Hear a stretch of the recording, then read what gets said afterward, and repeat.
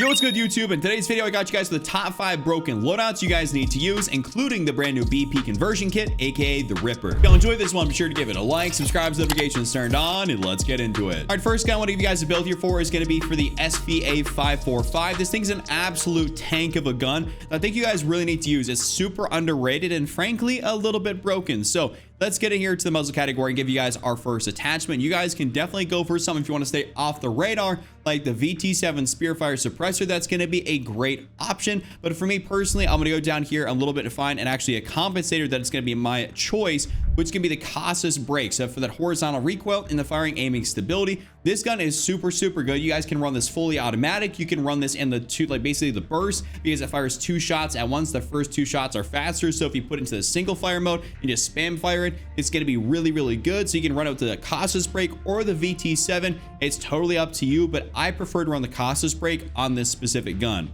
Now we're gonna get up in here to that barrel section, run the STV precision barrel for aiming out of sway, bullet velocity and range, gun kick control, and of course recoil control. It is the best barrel out there for the SVA to make it truly a good long range option, so we have to run this.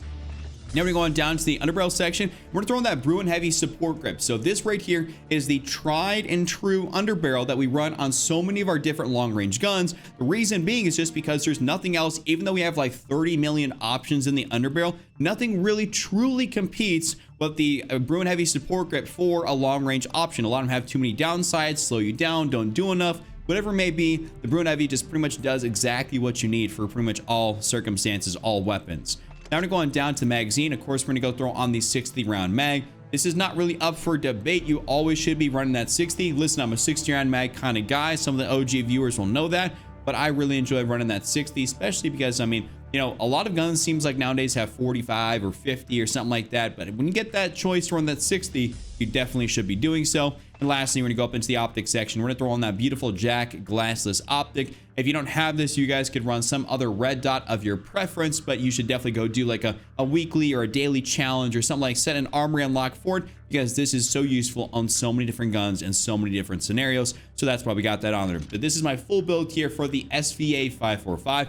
Definitely try this one. All right, next up, we're gonna get in here and give you guys a setup for what I pretty much call the Ripper. If you guys are OG Call of Duty fans, you'll remember back to COD Ghost. We had this gun that could pretty much convert between an AR and an SMG, between a firing mode. It had a longer range slow firing mode and an up close higher fire rate mode just by a toggle, which is really cool and pretty revolutionary at the time. But for this right now, we pretty much have that in the BP50, which is a great long range option. But with this new conversion kit here, we're gonna throw this on, and pretty much the Jack Revenger kit, this makes it into the SMG version of the Ripper. So let's get in here and give you guys the attachments. So it actually blocks off quite a few things like your stock, your comb, your magazine, like all that. But the beautiful thing is that it has a 60 round magazine off rip, so you don't really have to mess with that too much.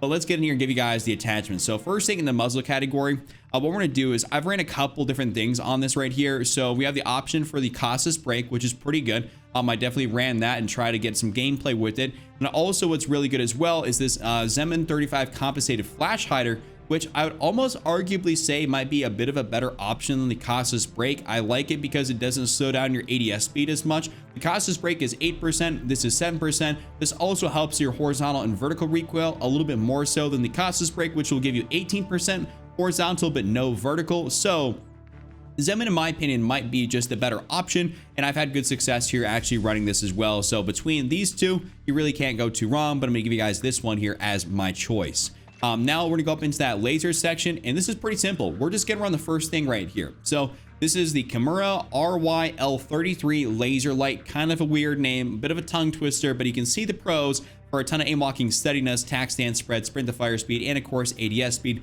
The only downside is that the flashlight is visible in ADS and the laser is visible within ADS. So if you don't want to do something like this, which I truly believe gives you the most, you know, pretty much like mobility benefits, you guys could go down here a little bit more so and run something a bit different. I'll have to find it right quick. It's actually this FJX Ultra Beam XR, which gives you aim locking steadiness, sprint to fire speed, but it is a flashlight and it does give you a plus 10% in your sprint to fire. That's really the only thing it does. So I prefer to go back here and run this Kimura, and I just find this to be a better overall attachment, though you will be seen, but it doesn't really matter. You're in close quarter situations anyways. You're not really trying to be stealthy, or I mean, if you're sitting in a corner, this is probably not the attachment for you, but you know, it is what it is.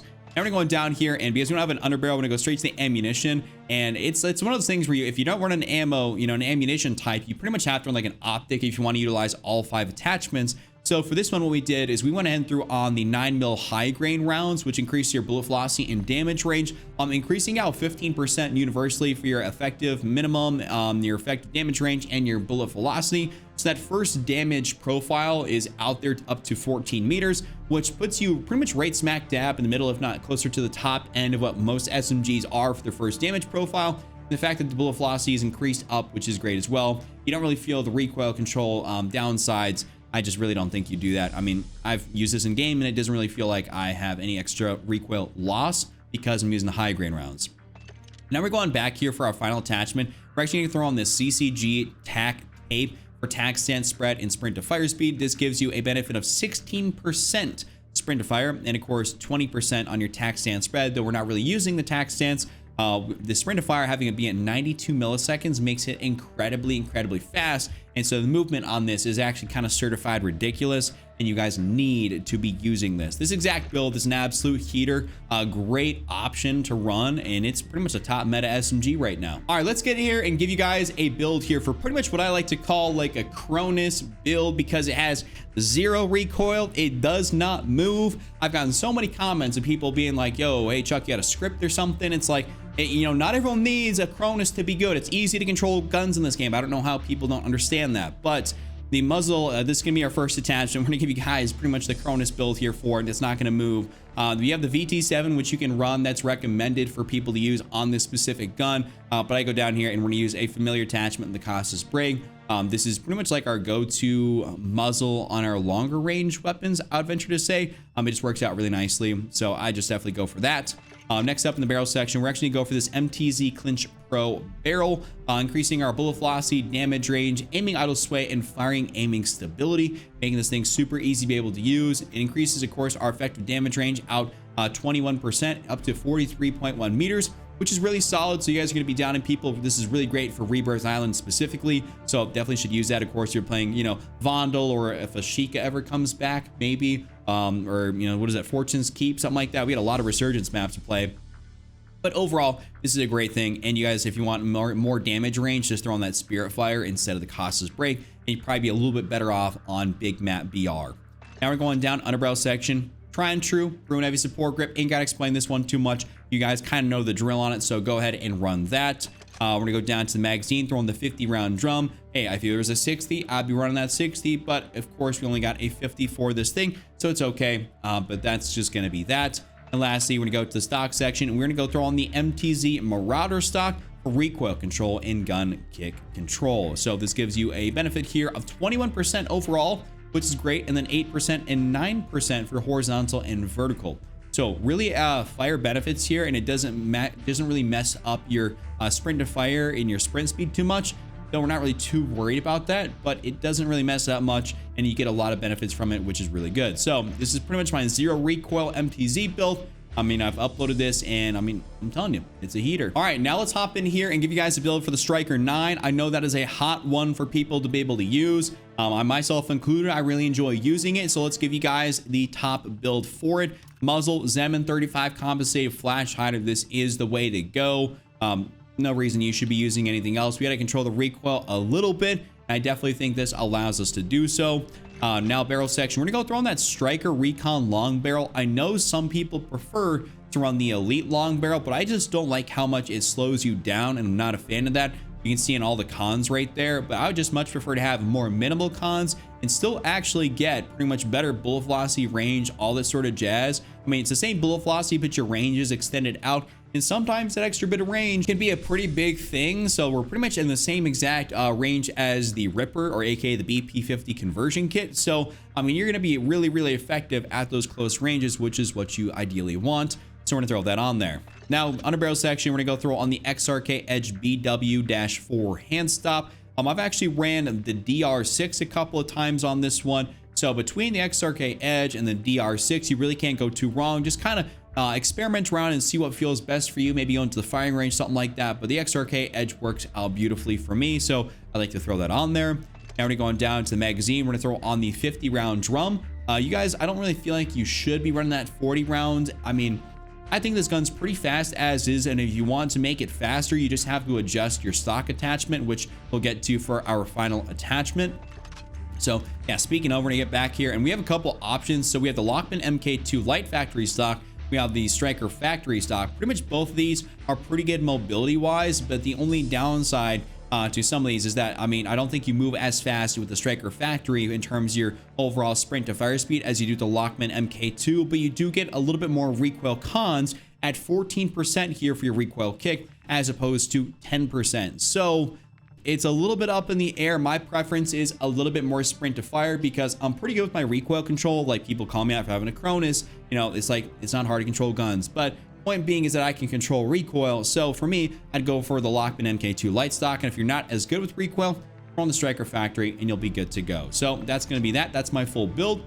Try this one out. It's super, super good. And last but definitely not least, we're giving you guys a build for the Ram 7. This actually, funny enough, is still an incredibly good resurgence assault rifle. So if you're playing some Rebirth Island, the chances are you're probably gonna have some good success running the Ram 7 if you want to deal with some of the recoil as opposed to using the other couple of guns I've mentioned. So muzzle category, we're gonna go use the standard down here. Where is it at? Casa's break.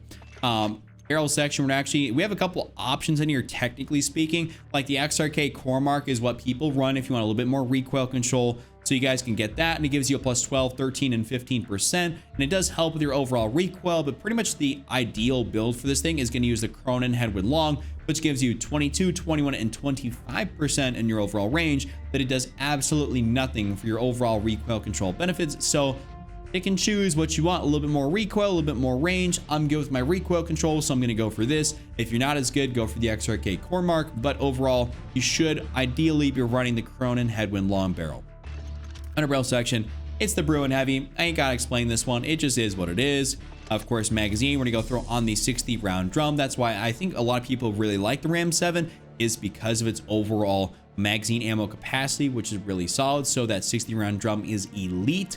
Definitely want to get you on that. And lastly, to stabilize out this thing even more, or to stabilize out more, the HVS 3.4 pad, which does help out pretty significantly with 20%, 8, and 8%. So it should make this gun a lot more controllable. I would never recommend for you guys to maybe take this off or on the Jack glassless or something. The Ram 7 is an iron sight, pretty much exclusive gun if you want to make it truly effective as an assault rifle. So that's going to be that. That's my full build. If you guys enjoyed this top 5, give it a like, subscribe, those notifications turned on, check out this video on screen, and I'll see you all next time.